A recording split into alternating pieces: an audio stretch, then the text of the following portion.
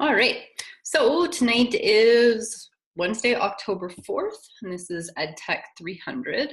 Um, and I wanted to start today just actually talking about, and we're not going to go too deep into this week, but just getting you to start thinking of the idea of filter bubbles and thinking about how important digital literacy is for young people, right? And there's been like all sorts of terrible studies that show basically that basically everyone, not just kids, really terrible at figuring out what's real and what's not real on the internet. And so I just wanted to share this article because it was kind of scary, to be honest. So if you were following the news of the Las Vegas shooting, something really creepy happened. And I don't know if anyone saw this, but basically we had, are you able to see my screen? Yeah, okay. So basically, there was a group, a site called 4chan, which happens to be a bit of a gathering place for alt-right people. And they basically found the name of the guy who ended up being the ex-husband of the girlfriend of the shooter. And they came upon this person's name and basically saw that it fit their narrative, right? This was like a liberal guy, and he was, they could attack him from an alt-right perspective. And so they started spreading misinformation, basically saying like, that's the guy who did who is the shooter in this, right? But the problem was it wasn't true. And what was scary though is that Google and Facebook picked this up. So I don't know, did anyone see this when it was happening? Okay, so this was, and I didn't see it either because I guess, I mean, it was late. So nice. So it showed up on Twitter too, right? And so, basically we know that almost everybody, or like so many people, get their news from sites like Facebook and Twitter and from Google, right? And so if Google and Facebook are picking up things that are fake and that are like constructed by 4chan, which is really not great, that's really scary because that means there's going to be a lot of people who get the wrong information. And so like that's enough to ruin someone's life, right? Like you put the wrong name out there as the shooter, and that poor guy, this NPR wouldn't even publish his name. You can find it, but they wouldn't even publish the name because they don't want to put him through anything else. But I'm sure that he got all sorts of horrible, messages and kind of just bad stuff coming at him from this. And, the reason that basically that this happened is because, Google and Facebook use algorithms, right? So they don't actually use, it's not going to be people who are figuring out what the top news is. In this case, it's going to be computers that are trying to determine what the right information is. But sometimes because it happens so quickly and, computers aren't perfect, it's really not always accurate, right? And so if you saw this right after the shooting, he actually if you searched for him on Google, it showed up as him being the shooter, which is really scary. So I think it's really important that we are aware of this kind of scary stuff. It turns out also today, I just saw this, but apparently on YouTube, they were actually promoting videos that were saying that the whole shooting was a hoax, right? Like basically saying it didn't happen. Like this was just, some construction of, I'm sure, of people who wanted better gun control. And, but so that actually was like what YouTube was saying was, the correct video, and people got pretty upset. So again, a case of, an instance of companies that aren't kind of like they they're not using human checkers. And so they're basically relying on the internet and the people on the internet to figure out what's real and what's false. And you can have a really bad source of information that publicizes enough that it becomes, you know, it comes to the top of the pile, right? So I think just something to be aware of. It's pretty scary stuff. And this to me is like why we need more digital citizenship education, digital literacy education, because students don't know how to take like the false from the real, and that can have pretty devastating effects. So something to think about, maybe something that you want to read more about. I find it really fascinating. But anyone have any thoughts or comments on that? Anyone done any, like, heard of this before, or, you know, thoughts, comments? I don't know. I feel like it's a pretty interesting thing. Yeah, no, and faster news is not smarter news. True story. You know, though, when they came up with the telegraph, which is like not really the world's quickest technology, but was super quick for the time, right? Where you were getting news from like the newspaper that came on the train that took 3 weeks. Instead, you've got, you know, an immediate telegraph. But apparently when it first came out, people were worried that it was too fast, like that it was too fast for the truth, and that we didn't need news as fast. We needed to just like be calm and wait for things, right? Yeah, and Luke, absolutely, you're correct, right? So Facebook's actually in like some hot water right now because they had ads that were you know, that were false. Like they were selling ads to people who were trying to target people who hated Jews. Like they have a lot of issues going on, right? Where they just don't have the people there. They're not investing in the people. And so everything is machine done, and it's not accurate always, right? And so during the election, Facebook, you know, they didn't fact check the fake news that was coming out of like Macedonia, for instance, right? There were basically like tons of teens in Macedonia who were writing fake news about the election, and it ended up becoming, you know, it was spread on Facebook as like a real thing, right? Yeah, and ads sold to the Russian government, like I think it was like $150,000 worth of ads. Like it's really, really not good. Like just not. Facebook is in big trouble for this. And I mean, when things, as Emily's saying, right, when things are being picked up by an algorithm, there isn't anybody vetting it, right? And Facebook is trying to make it better, but everything they've done to try to be better about it is really bad. Like they still, it's because they don't want to invest the human resources to kind of do more vetting, right? Because that's expensive. And no, it'll never be foolproof. There are definitely some you know, like I think there are things that we can do in terms of, you know, like fact checking news on our own. And Facebook, I think, you know, you can report something and say like, this isn't real. But I mean, Facebook is just, they're terrible. They're really terrible. So I don't know if anyone knows Alec Kuros. I think he's going to come possibly and speak to us next week. He's a prof in our faculty, and people have been using his photos for romance scams for years and years. And you can report this to Facebook. Like I've reported it before, and it's like, it's clearly a fake site. It's got his pictures, and Facebook, so there's a reporting thing, and you can go on and say, hey, this profile is pretending to be somebody else. And it's like Facebook comes back 50% of the time and is like, we've checked this. It doesn't violate any of our standards.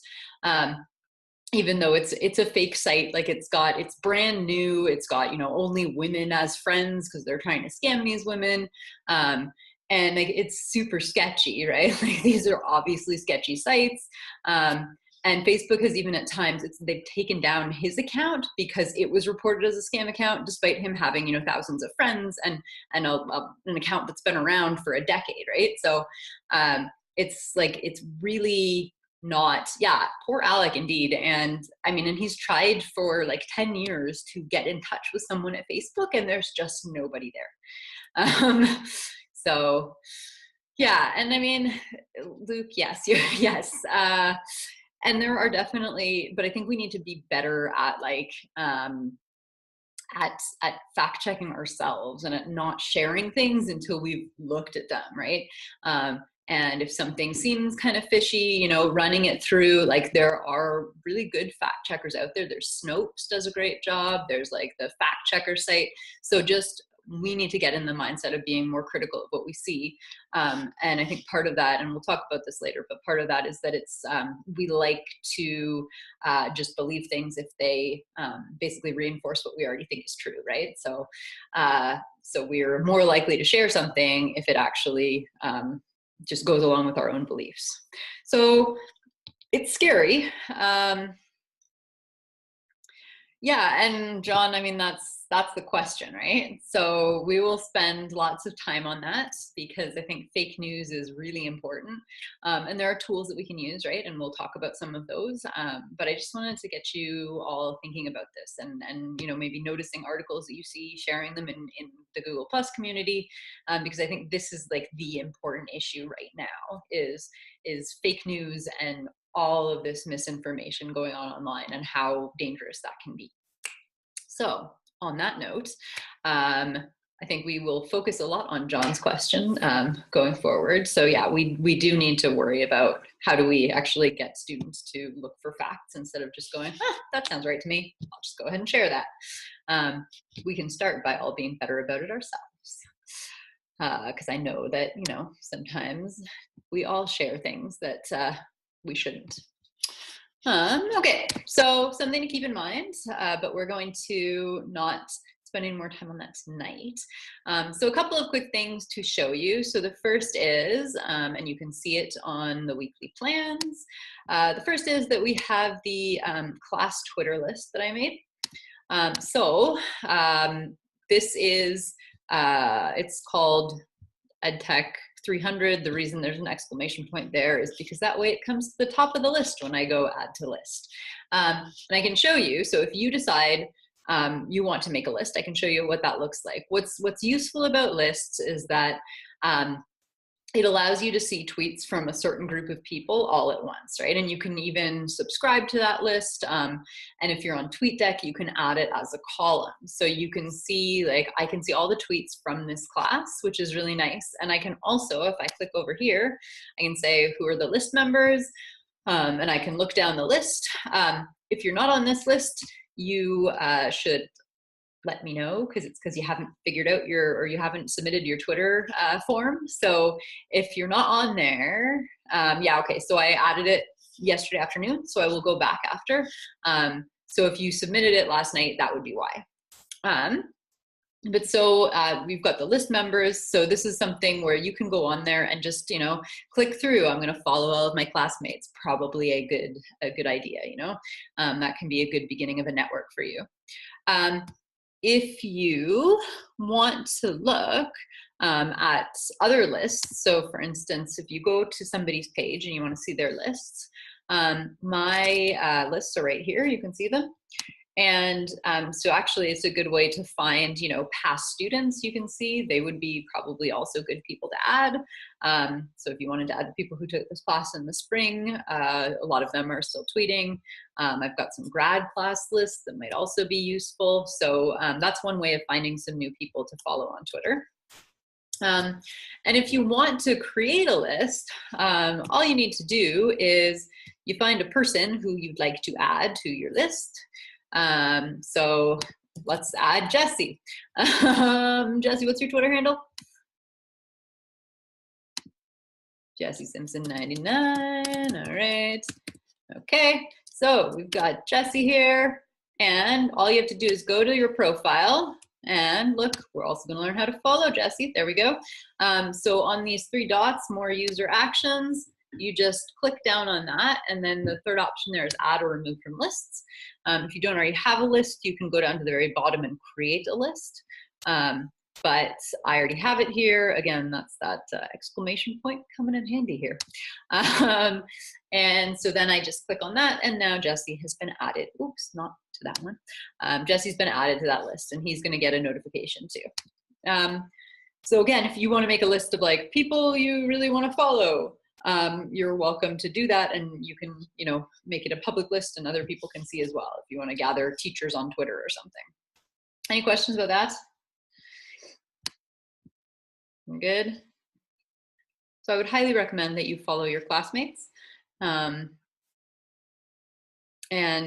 Like, you don't need to subscribe to the list, but if you do, then it'll show up under your list, right? And so it will be easier. You won't have to go through my account. All right, so I'm gonna assume that we're good with that. Can you add all of them in bulk? I think you can do it on TweetDeck. I think if you can't do it on Twitter. Twitter is really clunky about this. But you can do it, I believe, on TweetDeck. You can bulk add. And the other thing that you can do on TweetDeck is you can add yourself to a list. So if you're making a list for, say, like sometimes if I make a list for my students of like people to follow on Twitter, you can add yourself on TweetDeck. You cannot do it on Twitter. All right. Okay, so there's the Twitter list.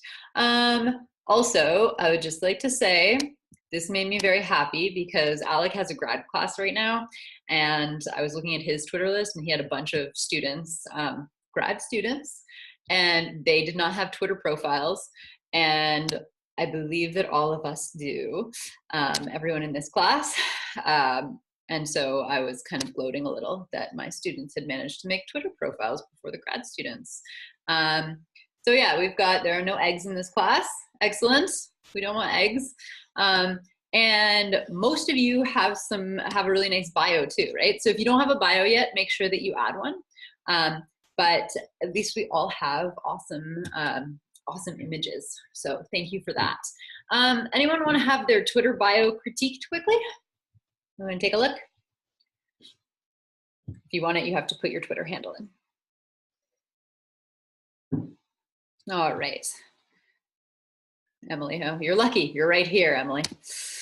All right, so we'll do Emily and Josh. So let's go to Emily's page. And all right, so let's take a look at Emily's Twitter bio and picture. And what do we see? Tell me what you like. Tell me what you're missing.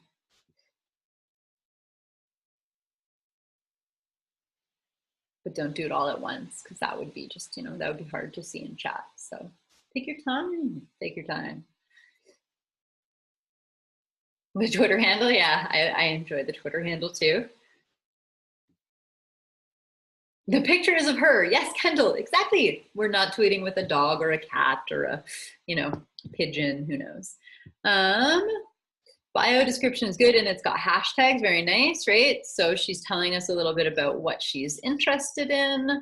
Yeah, right? And we've got pictures, and also this picture, and also I like that she does have her, she has the background picture as well, which is nice. Anything that we would add?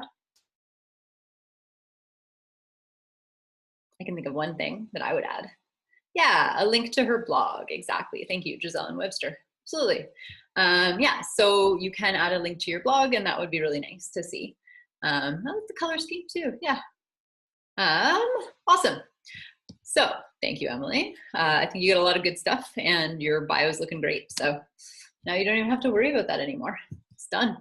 Let's go with Josh now. All right, what do we see? I really enjoy your picture, Josh. That's super cool. We want more information. Yes, we do. We would like more information. More in the bio, yep. Oh yes, we also want a picture back here, Josh. Too much gray. You know what though? Good for you, Josh, for being willing to put your thing up there. You're giving us something good to, like, we're giving you some, some feedback. This is good. Yeah, you could put your city in there.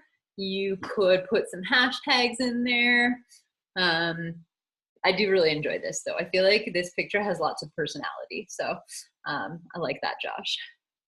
And I like, he's got a good handle. It's his name. I feel like that is an excellent choice. It's nothing weird, like, I don't know. I've seen some weird Twitter handles, but I think that one works well. All right, so, and also, yes, link to your blog as well. Yeah, and I think just being mindful of what's, like what hashtags you have and what they say about you.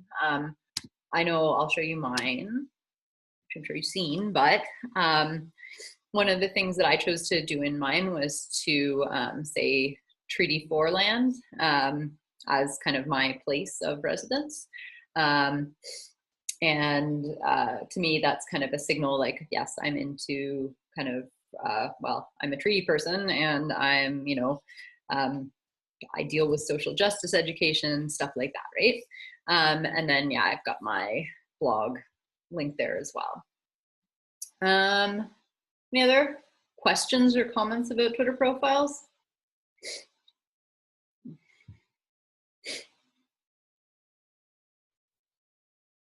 I don't have any moments. I feel like I should have some moments, but I find moments to be super weird. So moments are like Twitter's, it's like, it's kind of like a Snapchat story or an Instagram story.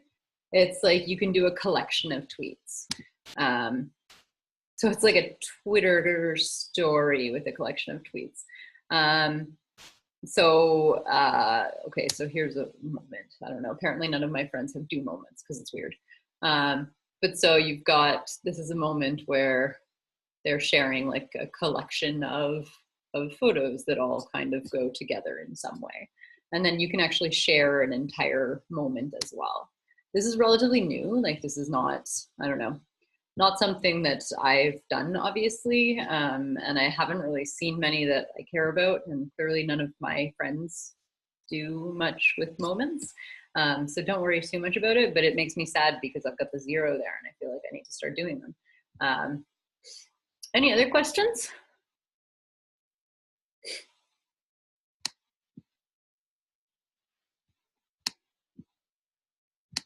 All right, thank you, Chris. We will keep that in mind. If you disappear, we'll know. Any other questions about Twitter? We're good? Anyone want to tell me about their experience with their Twitter chat? I know you blogged about it, but anyone want to, it was hard, it was scary. How many of you did Sasket chat?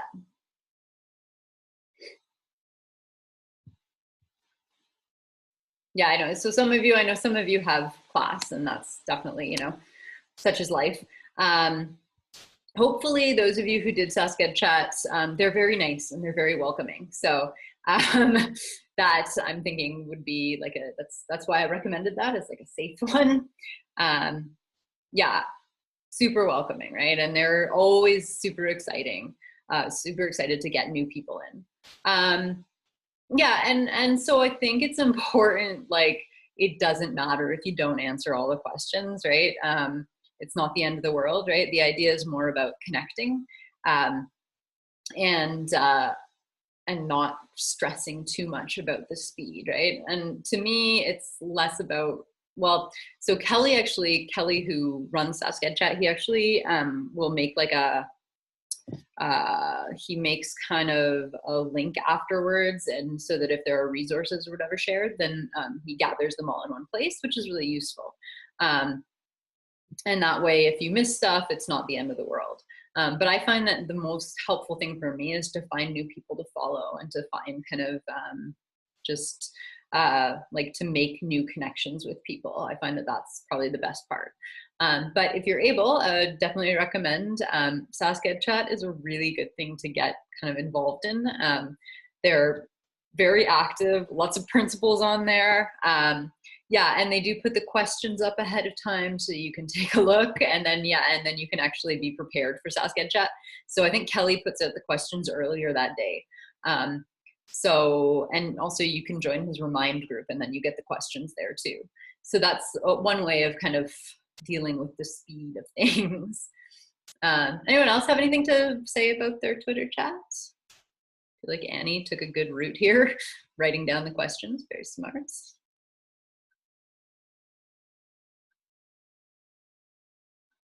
Yeah, right, Kendall. And I mean, like, that's super great to do it, like to already be connecting with administrators. it's really awesome. And a lot of those, there's so many administrators who are on Twitter, and, you know, if they see you on there, I know that when my students go out into placements, often their co-ops will kind of like, they'll look at them on Twitter and they'll see what they're up to. And so sometimes they can make a great connection ahead of time, which is really nice. So I think if you get on there and you kind of get to know people, there can be lots of really great opportunities from that. And sometimes you run into people who, you know, on Twitter in real life, and it's super weird.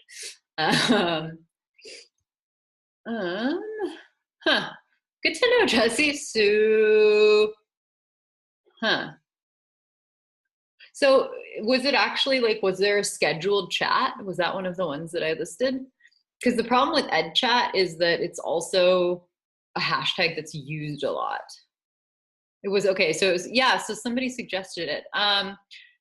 It's possible they didn't do one this like, it's possible that it didn't do one.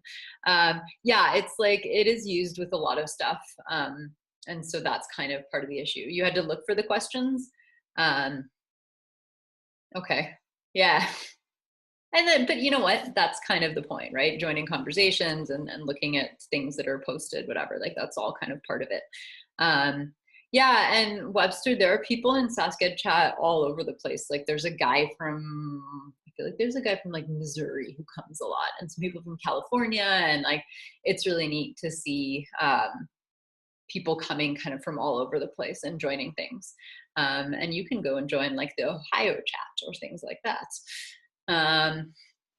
That's also pretty cool, Liz. Somebody knows your dad connected with you. Nice, right? Yeah, and I think you can form really good relationships, and then, you know, the more you put into your Twitter network, the more it's going to give back to you. It's not, Twitter used to be even more like, you could get more out of it even than you do now, but it was actually really interesting. So Alec has a massive Twitter following. So if you actually go and look at him, like he's got 120,000 followers. And that's pretty crazy. Now they're not all real people or active accounts necessarily, but he does have a whole lot of followers. But what was amazing was the other night, he actually did a Twitter chat where he was introducing his class to Twitter, and he had actually put something out like asking for, you know, people's advice. And let me see if I can find it farther down. But he was so shocked because it actually got a ton of tweets. And it was like, it's kind of unheard of to get that many now. It was pretty exciting for him. Hang on, I'll find it. Yeah, here we go. So here's his tweet. So he got 477 responses from this, which is like even he was surprised with a network that big. He was like, whoa, that's a lot of responses.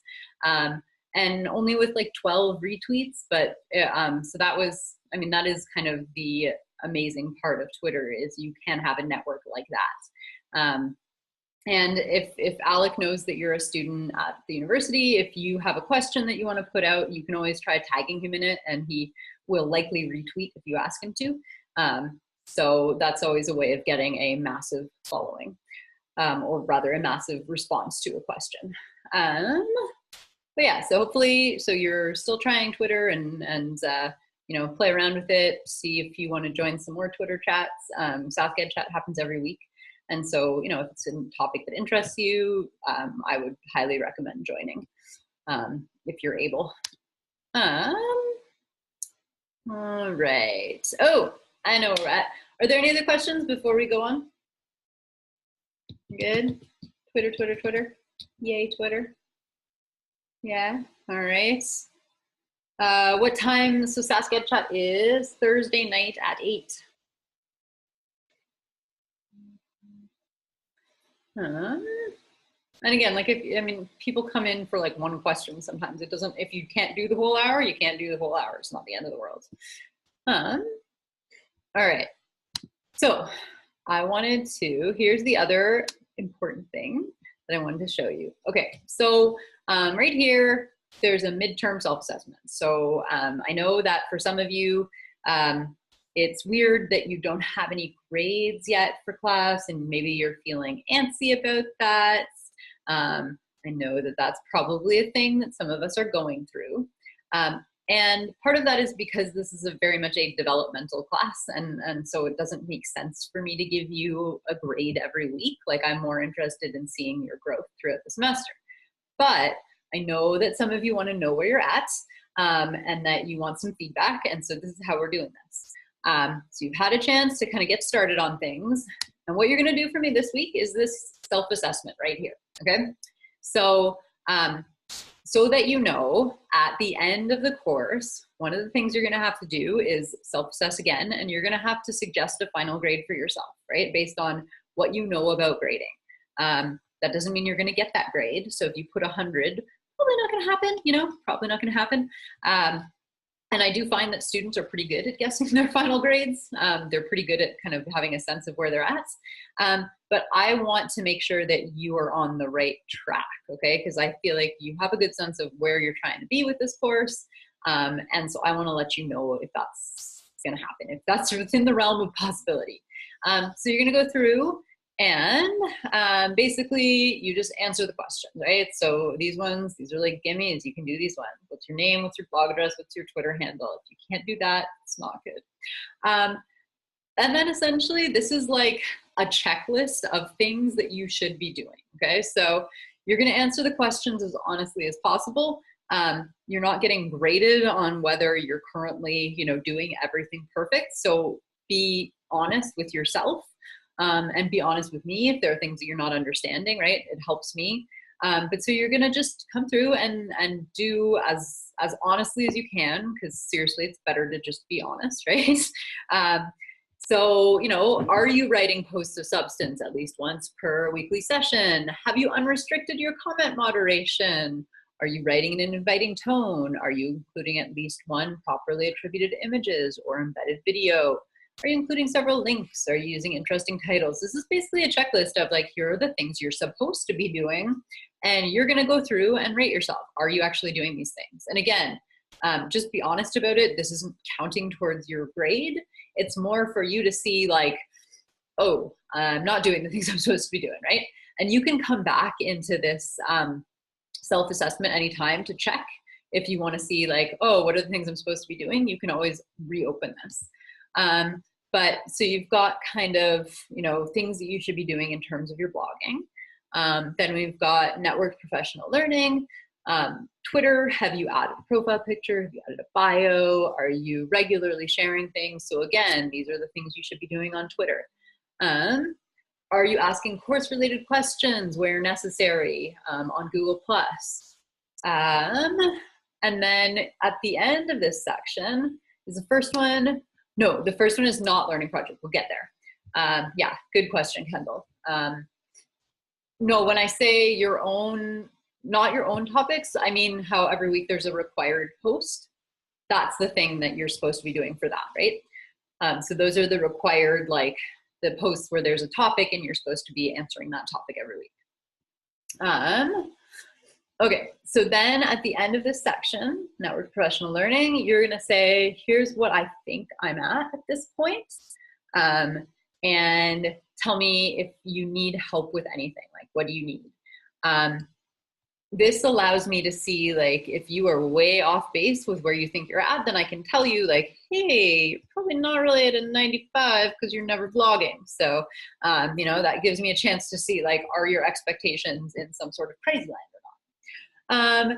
And then this one better, you better say yes on this. Have you started your learning project? But it's there because there will be people who have not started yet. Are you blogging about it on a weekly basis? Are you including videos, screencasts? Have you added a category, right? And then same thing, overall assessment on your learning project. Where do you think you're at? And what do you need help with? And then this question down here is pretty important, okay? Being realistic, what grade range are you aiming for in this course? This lets me know if you are on track, right? I can tell you, if you want over a 90, I can tell you, yes, you're doing what you need to do, or no, here are some things that you need to start doing if you seriously want that grade, okay? So you're gonna give me a grade, like if you just want between a 50 and a 60, I guess right on, although it's not gonna do well for your tenure in the ed program. But you know, let me know what you're looking for, and then I can give you a sense of if you're at the right place. Wait, Jesse, that's not, I don't know where the end of that sentence is. Oh, it's supposed to be questions for me. Yes, it's, no worries. Yeah, it's, are there, like, what do you need from me to be successful in this assignment? Is there something that you don't understand? Is there something that I could help you with? What do you need? If you, and you can just say like, I'm fine if you have everything, but what do you need? That's your chance to ask. And then you have, please down here, is there anything else I should know? Let me know if there's something else. Fair enough? We're good? So you're gonna do that in the next week, okay? And then after that, then comes the fun part for me. And I will go through and I will look at all of your stuff, and I will give you a sense of where you're at, and I will send you, what I do is audio feedback, right? So you'll get, after next week, you will get an audio file, and it will tell you all of the things that I'm thinking about with relation to your progress in the course. Fair enough? Good? Awesome. The sooner you do it, the faster you get the audio file, because I will go from the top to the bottom. Where I'll just email it to you. Yeah, I'll email you an MP3 file, and you will listen to it, hopefully. Awesome. Excellent question, though. Don't freak out if you don't get it. You probably won't get it before the end of Thanksgiving, because that's not going to happen. But the sooner you fill it out, the sooner you will be on my list, okay? So, and yeah, this is, for me, it's really important that you get feedback. So you'll get more feedback than you expected, probably. You'll get a nice long recording. Okay, and the network professional learning. Yeah, it's that first assignment where you're supposed to be blogging and tweeting and connecting with other people. That all falls into that. Yeah. Any other questions? Okay, this last question is one I added recently. Hopefully it gets people over their grade anxiety, because otherwise people get all freaked out about what grade they're gonna get. So the grade that you get at the end of this class should not be a surprise, because you'll know if you're on target. Okay, good? Yeah, awesome, okay. Cool, then I will move on. There's the link. Okay, so now we're gonna play with some tools. So I wanted to start by kind of getting a sense of where everyone's at, or where everyone came from in terms of technology when you were a kid. So what I'm gonna do is I'm gonna show you, we're gonna use Mentimeter. So Mentimeter is this awesome tool, program. It's free, like it's totally free, and it's pretty amazing. Basically, it's polling, but it works better than any of the other polling tools I've used, like Poll Everywhere. This is way better than Poll Everywhere. And basically, all you have to do is you're gonna go to menti.com. So throw that in there, menti.com. And you're going to use this code 147134. And once I launch this, you will be able to answer the questions. So I'm just gonna hit present, okay? And so again, you need to go to menti.com, and I want you to answer this question. What types of technology do you remember using in school?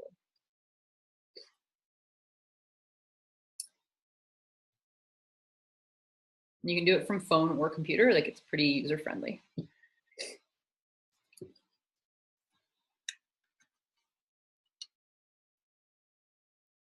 All right, you did it. Are you sure?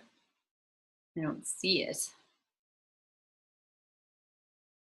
You don't need to sign up. They'll pop up here. I'm not sure why it is not refreshing. Hello. Come on, let's go. Yeah, you don't need to sign up though. Oh, here we go. Yes, awesome. Okay. So here we go. We've got things you remember using in school. Excellent. What do we have? We've got projectors. Yes, projectors. Smartboard. So basically this makes a Wordle thing. Obviously the bigger the word, the more times it's being used. So pretty cool tool right here. I love it. And you can see how many people have done it. So I know like if everyone's actually done, like entered things. And so it looks like projectors and smartboards are the winner here. Google Drive, typing computers, okay. Chalkboard. I love that somebody put chalkboard as a technology tool. It was at one point. It was a very like a new thing for everyone. It's really exciting for people. And we've got Kahoot, math, floppy disk. Nice. So glad somebody put floppy disks in there. Typing, PowerPoint, laptops. Awesome. Awesome. All right. So there's that. I think we've mostly answered. So there's one question. And so let me give you, I assume you've already done the other one and that's why, because we did it in the wrong order. No, it should go to this one now. What did technology in the classroom look like? So now you get to give me like a phrase, like we used computers to type our essays, or we played Mathville games. You're able to see this one now? Yes? Excellent. What did technology in the classroom look like? Kahoot. If you don't know what Kahoot is, we'll go through it later. It's a little bit terrifying, but very limited, okay.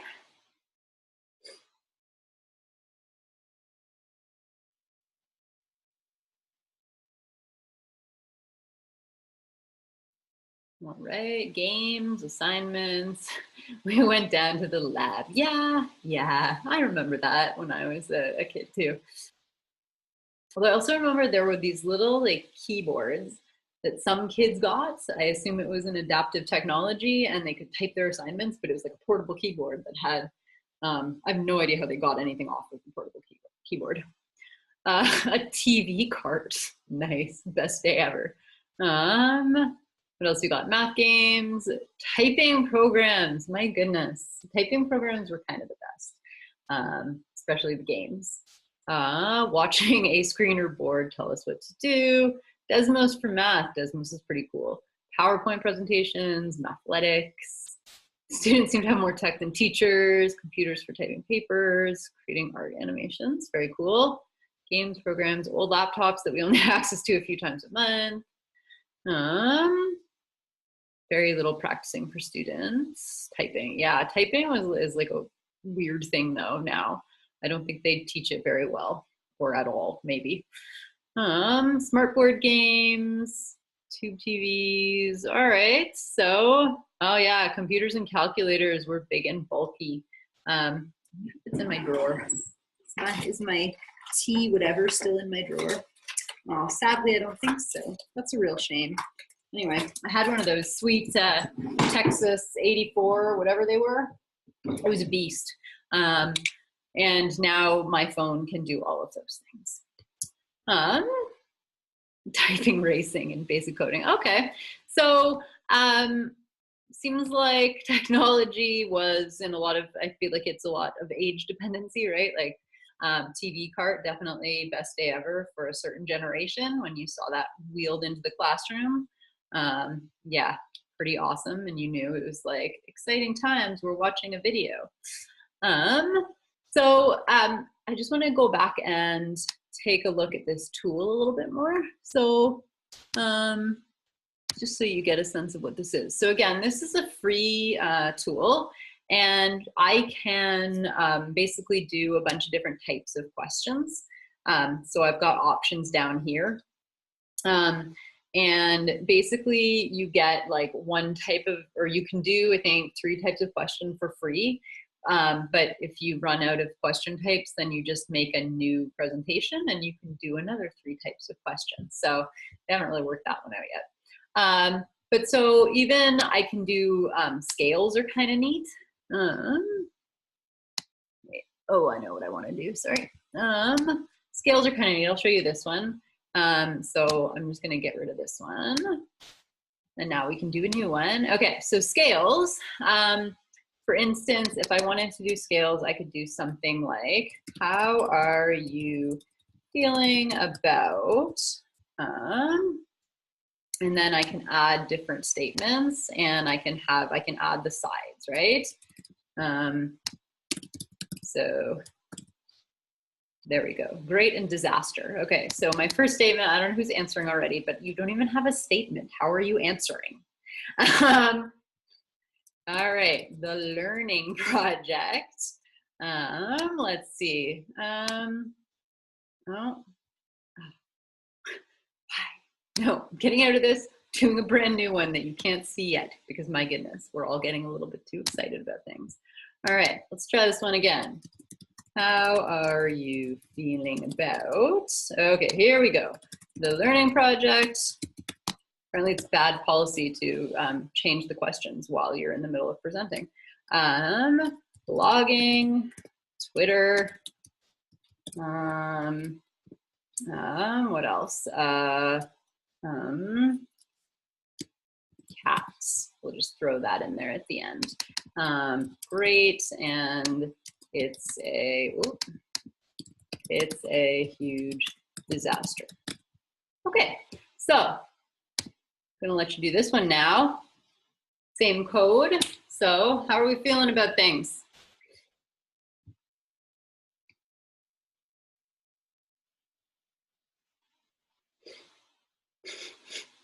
So one of my favorite things about the way that this works is that it gives you the scale in the background, right? And so I can actually see how many people are at which level, right? So I can actually see that there are 4 people in this class who think cats are a huge disaster. I don't know about all that. That's kind of disturbing, I'll be honest. But good news, 14 people think they're great.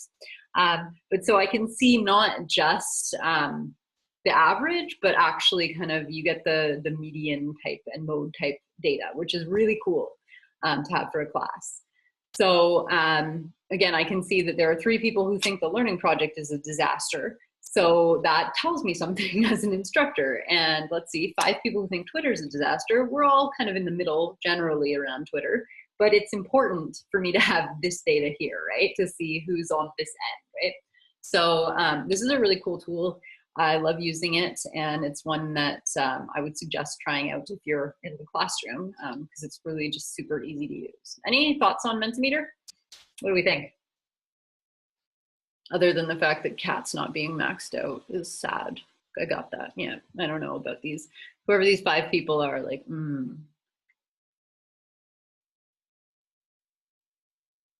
Yeah, it is like an instant survey monkey. And it is, yeah, it's great. It's live. Is there any way to, no, so it's anonymous, which is, I think, good for some things, right?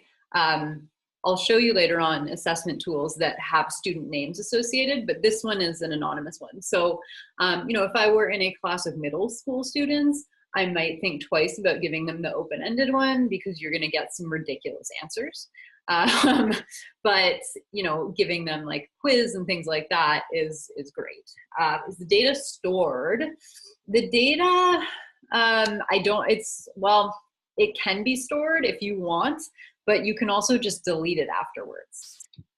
So if you were worried about storage of data, but it is also anonymous data, right? Like they don't collect anything in terms of, you know, IP address or whatever. So it wouldn't be an issue if you're concerned about that. I assume it's an American site. But yeah, again, I don't think, I think there would be ways around that if that was an issue. Saskatchewan doesn't particularly care about it, but I know like British Columbia cares a lot. yeah, they have to be more cautious around where things are stored. Saskatchewan, I mean, we use Google Drive here in a lot of places, so, and Google Classroom. So you kind of got to give up your issues with data storage if you do that. I would also say, so, and yeah, so things are it's pretty easy going here. If you're confused about what the heck I'm talking about, there are some places where they're very particular about where data is stored. And with most American things, like they have issues with that because technically the data is subject to the Patriot Act. However, in actuality, the way cloud-based systems work means the data is all over the place anyway, and it's really hard to say like it's not in the US. Like, and also there are a lot of reciprocal agreements around the Patriot Act, and so there's a good chance that if you were in a place, even if it was being stored in Canada, if the US needed it for a criminal thing, they could probably get it anyway from the government. Yeah, and tailored, don't give me tailored ads. Yeah, there you go. I haven't had any issues with Menti and weird stuff going on, so so I like this tool a lot. But again, you could wipe the data every time. Also, I have found, Emily, that in a lot of cases, if like in BC, it's like if you have to tell people that it's subject to the Patriot Act, but in a lot of cases, if you tell them it's subject to the Patriot Act, then everything's fine. So yeah, like we can do surveys here, and if they're stored in the US, as long as you've said like, hey, subject to the Patriot Act, you can get away with it, which is kind of ridiculous. All right, so there's Mentimeter for you. Again, a free tool. And all right, so we've got, I think, different experiences in terms of technology. So I think it's important when it's like before we even worry about you know, what tools I'm using, it's really important to think about like why are you using technology. And obviously this is a class on educational technology, but that doesn't mean that everything that you do in the classroom is going to work better with technology. I am a firm believer that you use technology when it makes sense, not for the sake of using technology. Okay, so if we think about it that way, one of the things that's useful is this SAMR model. Okay, so when you're doing technology integration, it's helpful to think about this. So this is the SAMR model. It's from Ruben Pensadura. He developed this. But basically, the idea behind this is that when you're integrating technology, you want to move away from the substitution level and move up towards the redefinition level. So you want to use technology in ways that is that transforms things and actually makes things better instead of just something that you could be doing without it. Unless it's making it better, the experience better, it's not really doing anything great. So you want to, like, some things are going to be down here, but you want to make sure that you're not just stuck down here, because that may mean that you really don't need to be using technology. So for instance, if you're thinking about substitution, an example of that might be instead of handwriting notes, students are able to type their notes, okay? So yeah, I mean, not really a huge amount of functional change here. Might be helpful for kids who have, you know, like issues writing, right, with motor control, but on the whole, not the most exciting thing to be doing with substitution. Augmentation, though, might mean you are typing something, but you've got spell check, or you've got like other things like that that make writing easier, okay? So I'm gonna type my notes or whatever, but I actually have some tools like a grammar checker or a spell checker that has some sort of functional improvement over just doing it by hand. When you get up to modification, you're thinking about different tasks. So if we used Google Docs, right? So in some of my classes, we take class notes, right? And so instead of having everyone typing their notes, one person's typing the notes on Google Docs, or we're all adding to a single Google Doc, right? Now you've got a different task, right? Now you're able to kind of collect knowledge in one place instead of just having everyone doing their own note taking, right? And then when we get up to redefinition, you're thinking about like brand new things. Like we're gonna bring in a speaker from across the world who's going to speak to us about, or who's going to judge our science projects for us. Or students are going to get in touch with an expert who is in the field that they're interested in learning more about, and they're going to connect with them. Those are things that technology enables that we could not have done before. Even things like Google Drive, if used in a good way, absolutely can redefine what we're able to do in the classroom. But it's really the idea that like we couldn't have done it before. Like virtual field trips, could not have done that without the technology. So that's kind of the SAMR guide, and there's more information about it here if you want to learn more, right? There's like Beyond the Basics. I believe that gives you more information. But so the link is there in the weekly plans. But it's important, I guess, that you are thinking about what type of tech integration you're doing and making sure that it's not just substitution for the sake of using technology. For instance, smart boards, not my favorite thing, okay? So one of the things that people do on smart boards is there's like matching games, right? Where the students can come and they can like drag the words together. You can do the same thing with like pieces of paper with writing on them. Like they can still have that tactile thing where they're moving paper around and matching things. You don't need an $8,000 smart board to do that, right? Yes, it saves paper, but you could make one set, right? You could make one set and then you could just have it forever. You can make a class set. Not going to be that amazing. I'm pretty sure that creating the technology behind the smart board also caused some pollution somewhere in the world. Yeah, and teachers can use smart boards and they just have the notes up, right? Like that's not doing anything exciting. That's again an $8,000 whiteboard. Or even I've seen smart boards that are just being used like somebody has like stuck a poster to them with some stick tack, and it's like you now have an $8,000 bulletin board in your classroom. Yeah, and so there are ways of making it better.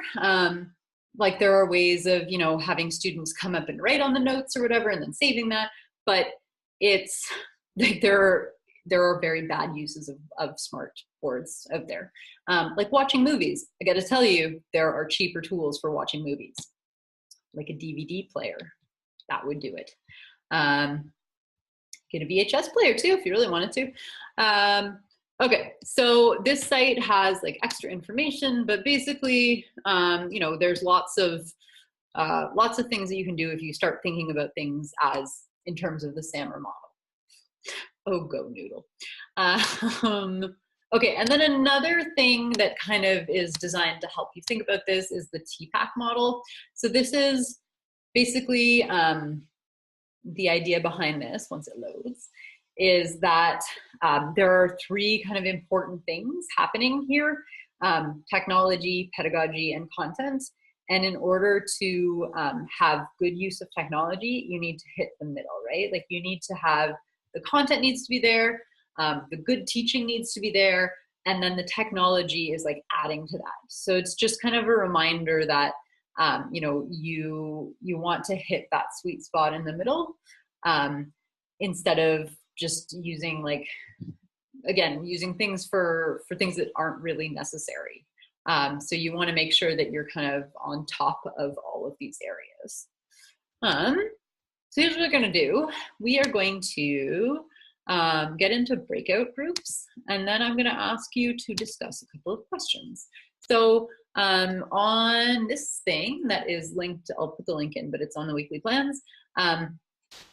Basically, in your group, you're going to have two discussions. So the first prompt, you don't actually need to record. You can just discuss. But basically, I want you to talk a little bit about the levels of technology integration that you experienced in your own schooling. So, was everything on the substitution level, or were there things that were redefining, or, an augmentation or whatever?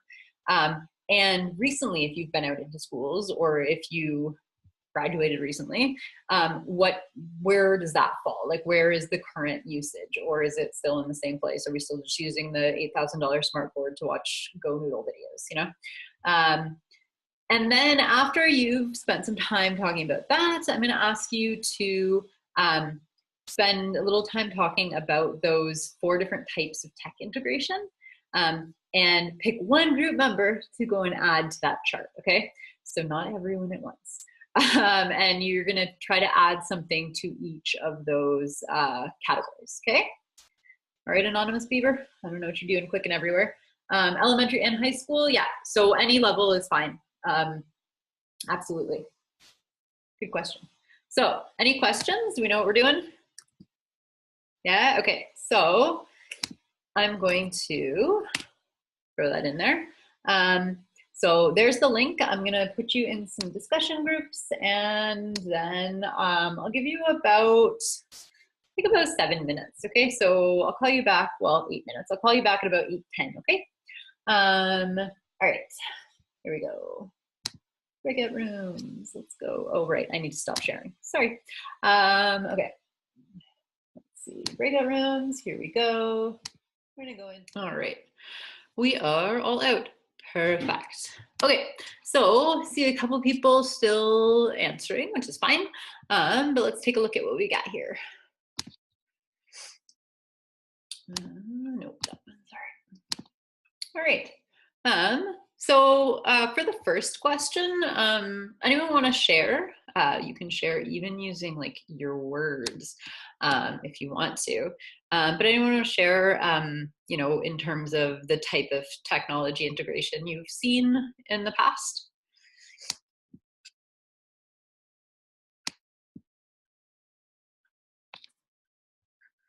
I remember in science class in elementary, we used to watch a lot of videos and stuff like DVDs regarding the weather or science experiments, stuff like that. So I always remember that.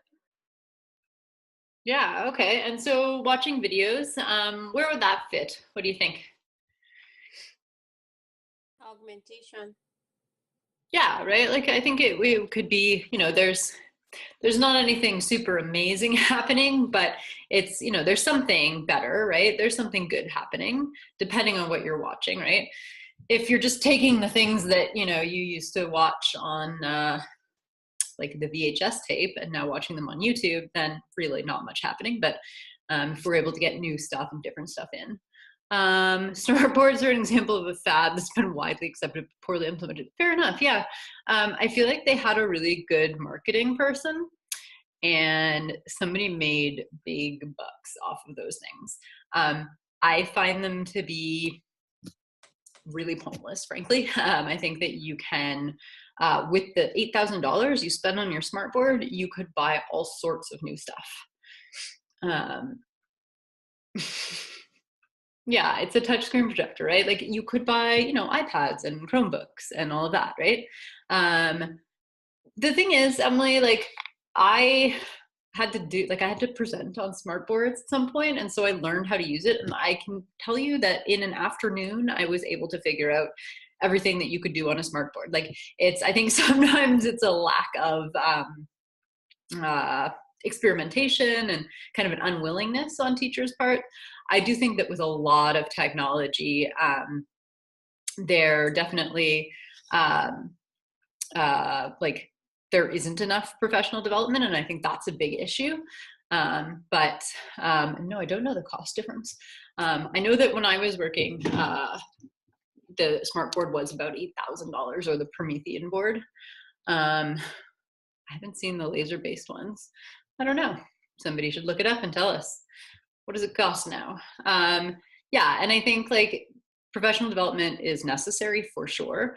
But I think that teachers do need to, you know, they have some responsibility to be like trying things out and all of that too.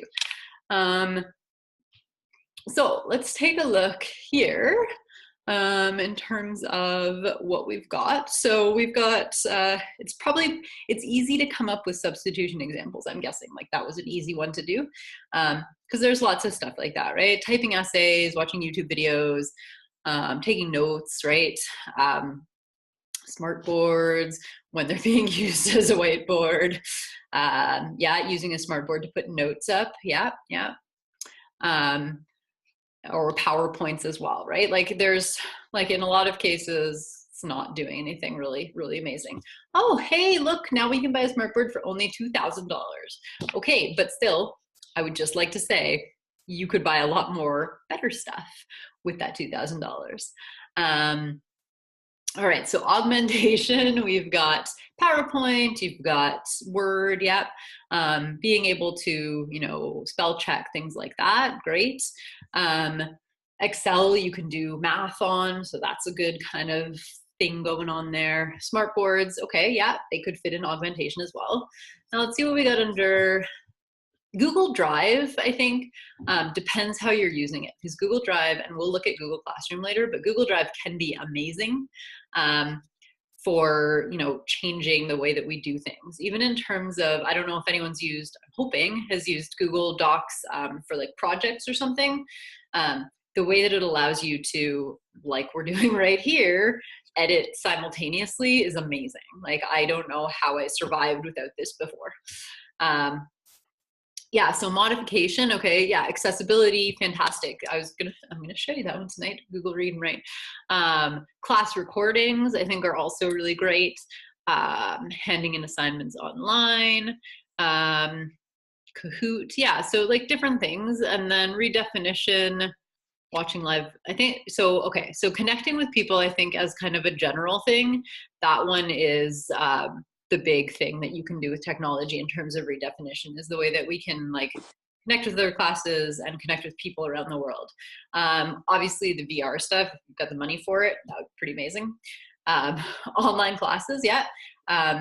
In a, like this type of online class, using a system like this, I think is, we couldn't have imagined this before, right? To be able to go into breakout rooms, things like that, like that's not something we could have done before online.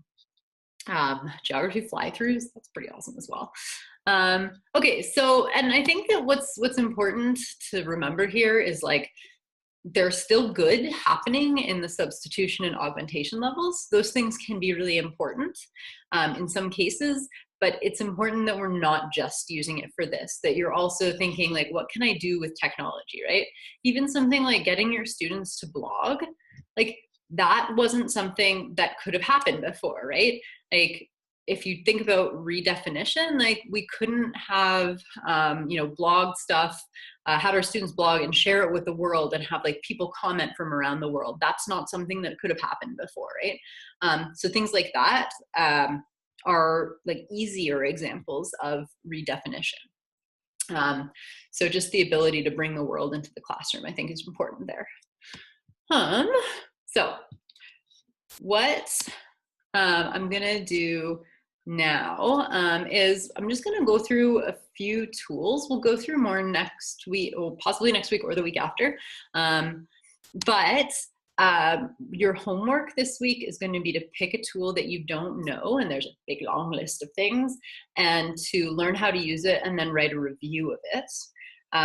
So that's going to be like the thing that you do this week. You get to play around with something and do something that you haven't used before. But I'm going to show you a few things that I think are really super awesome.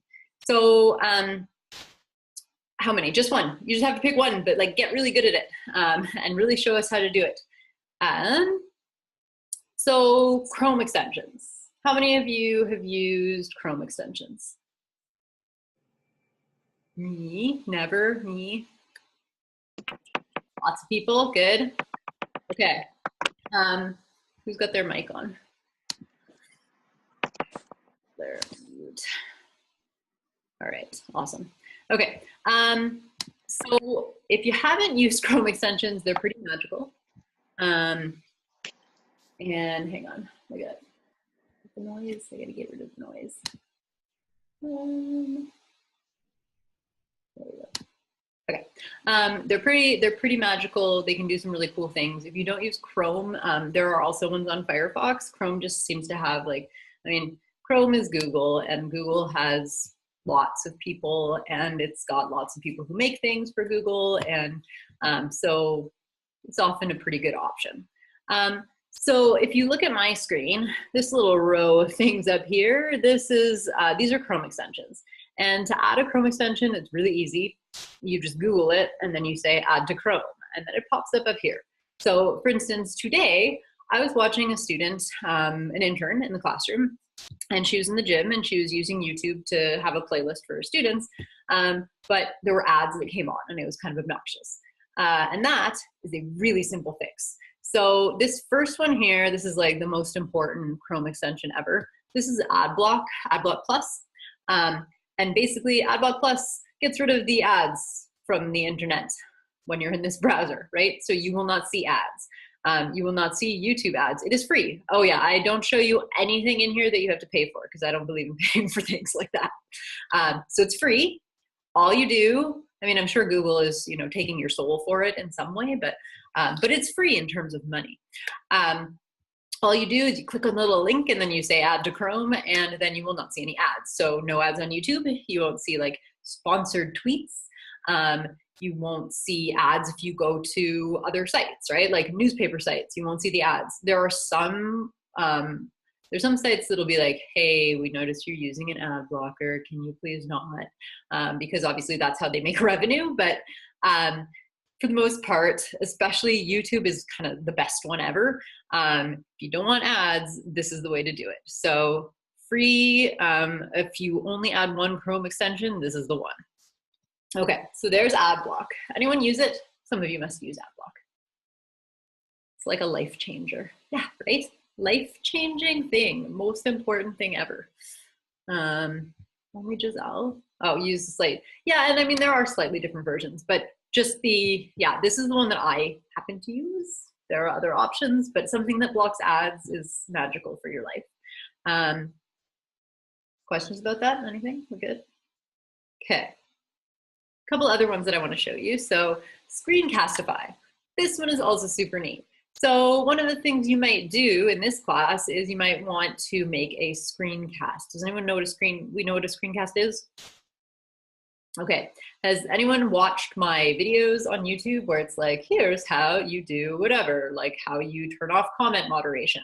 And you can see my screen and you can see what I'm doing. That's a screencast. It basically means it kind of, yes, technically this is screencasting as well.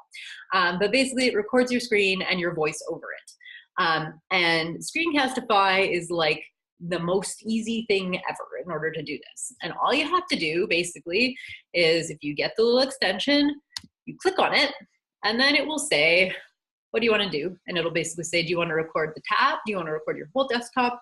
Do you want to record your webcam? And you choose whichever one you want. Then it says, what microphone do you want? So I'm gonna use my built-in microphone. Do I want a little webcam embedded? That means that I'll have a little picture of my face. You probably don't need that, but you could. And I like having a preview window. And then literally all you do is you say record, okay? And it'll say, what do you want to do? So I'm gonna record screen one. Do that one, 3, okay? 2, 1. It's going to count me down. And then basically, it's going to show everything I'm doing on the screen. So I can go through things, I can click on stuff, I can talk to you about things and show you how to do things. And then when I'm done, I tell it to stop. And wait, it's going to have me talking over it. So just prepare yourself for that. There we go. Ah, caught it really fast. And so it's already here. This is the screencast, right? It's immediately ready. It's going to store on my drive, and it's also super easy to upload it to YouTube. So if you want to show a video of how to do something, this is the tool to do it with. So now it's uploaded to Google Drive. I can easily here share it to YouTube, and then I have this video. Does that make sense? Seems like super, super easy. All you have to click on is you click on this little guy up here, and then it'll give you the options, and it kind of walks you through it. So again, it's a super easy tool. That's just the little icon for Screencastify, and again, it'll give you options, and you choose your option, and then you hit record. And I am going to, at this point, delete this because, well, not my best screencast, frankly. I don't really need it saved. But that's how easy it is. So for instance, when I make, you know, finding the URL for a WordPress blog, that's why, like, that's really easy. It's super useful, right? Like, it's super useful to make how-to videos, things like that, like super, super simple. So that's a great, great tool. Highly recommended. And it's free again. Okay, other ones. Mercury Reader. This one's also really cool. So let's say you're on the Leader Post website and you want to read an article, or you want to print an article for your students, right? But there's all this junk everywhere. And so what you can do magically is, if it ever loads, so let's say I want to print this article. Well, this is a very dark one, but, you know, sorry. Anyway, it's for an example, okay? So if I wanted to use this with my students, maybe I want to print it out, or maybe I just want them to read it, but it's like, there's all this stuff everywhere, right? There's, you know, the headers, and there's the other articles, and there's like, you know, just like stuff everywhere, right? And it's pretty distracting if you have a student maybe who doesn't do well with like lots of stuff going on. So you go to this one, you hit the little spaceship for Mercury Reader, and what it's gonna do is it's gonna take all the side junk away, okay? So now instead of that mess everywhere on the screen, I've just got the article. And so you can see how for printing or for giving to a student to read, this is way easier for them to deal with. So that's the Mercury Reader, pretty fantastic. Cool, eh? Super cool, maybe? No? We're all just like checking out here, just out of curiosity. No, wait, sorry, I'm looking at the wrong thing. Sorry, it jumped up in the chat. Okay, so we're good on that one? Another cool one. Bitly. So you've seen me use Bitly for all sorts of stuff, but what's cool is if you add in the little reader for the extension for Bitly, all you have to do is click that, and then this one already has a Bitly extension, but you can change the end of it and you can immediately get a short link. So that one's just a really quick shortcut. There are a couple, so Grammarly is one that you basically, when you add it, it will basically grammar and spell check everything that you do, so all of your emails, and it'll pop up and tell you when there are errors. So that's a good one for students. But here's one that's amazing. This is called One Tab. So if you are a tab junkie like yours truly, One Tab makes all of the tabs go away into one thing.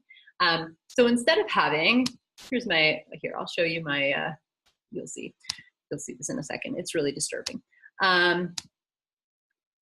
Okay, so basically this is my One Tab. And so these are all of the things that would be separate windows if I did not have this tool. But what it does is instead of you having all those tabs open, you click the little icon and it collapses all of those tabs that I just had open into one thing.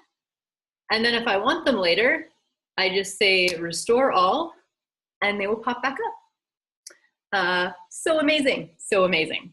It's incredible. And then you can organize them. You can even share them, right? Like if you want to share a group of tabs with somebody, you can actually share them all at once. It's amazing. It's like the best thing ever. And hold on, if you're also a tab junkie, I will show you one other thing that might be useful for you. The last thing I'm going to show you quickly, and then I'll show you some more next week too. But the last thing I'm going to show you is this thing called the suspender, the great suspender. So if you are somebody who has lots of tabs open and it's draining your computer's ability to do stuff, there's this little thing. This is the great suspender. And basically what it does is it puts your tabs to sleep if they haven't been used for a little while. And then all you need to do is when you want to use them again, you just click on it and it will unsleepify. And it really cuts down on your, like the Chrome, like usage. Basically, it will use less of your memory, less of your power, and everything just goes a little faster.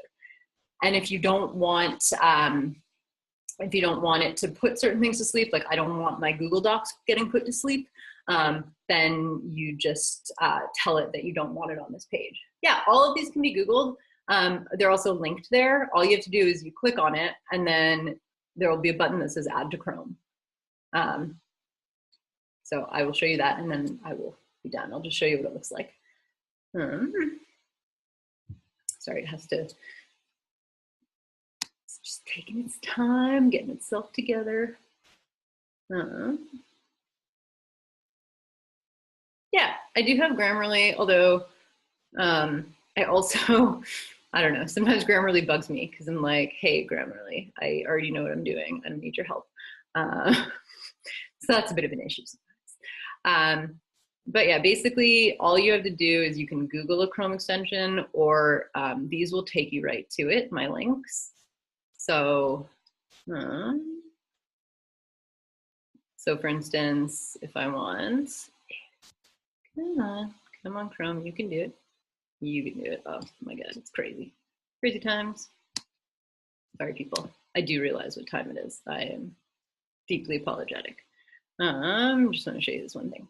So basically, if I want one, I just click on it, click on the link, and then it's already added to my Chrome, but it would say add to Chrome otherwise. So you want it to look like this. And yeah, and so Emily, just in answer to your question, I found like the read and write, I just tried that today. It's pretty fantastic. So, you know, you might want to try those as text speaking extensions as well. Okay, so I'm going to stop the recording for tonight because I know that we're at the end of time. Not literally, but so here are some new tools, and you're going to play around with an app or tool this week. You may even want to screencast it if it's something that's on the desktop. Yeah, so a couple things for you to explore, and I look forward to seeing the things that you try out. All right, I'm going to stop it.